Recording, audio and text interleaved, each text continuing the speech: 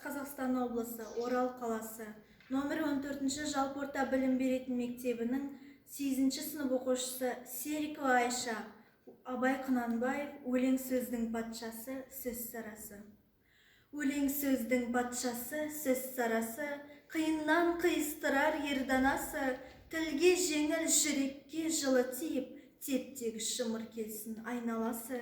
Бөтен сөзбен былғанса сөз арасы, бұл ақынның білімсіз бейшарасы, айтушы мен тыңдаушы көбі надан, бұл жұрттың сөз танымас бір парасы.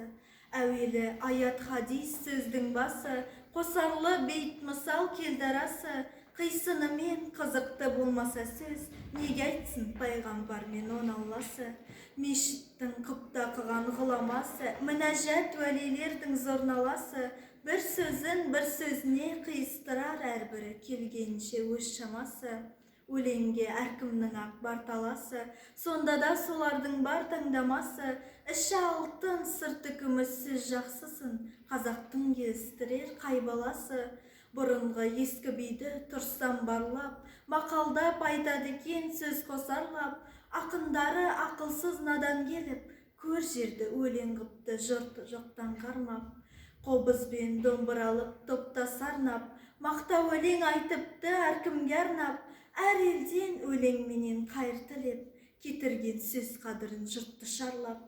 Мал үшін тілін безеп, жанын жалдап, мал сұрап, біреуді алдап, біреуді арбап, жат елде қайшылық қылып жүріп, өз елін бай деп мақтар Құдай қарғап.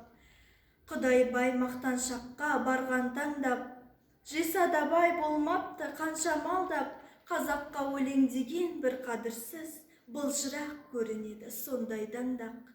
Ескі бейше отырман бос мақалдап, ескі ақынша мал үшін тұрман зарлап, сөз түзелді, тыңдаушы сенде түзел, сендерге де келейін енді аяңдап.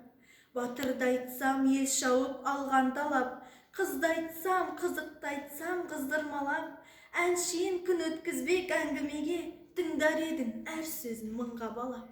Ақыл сөзге ынтасыз жұрт шабандап, көнгенім ақ соған деп жұрт абандап, кісімсінген жеп кетер білімсіз көп, жіберсем өкпелеме көп жамандап.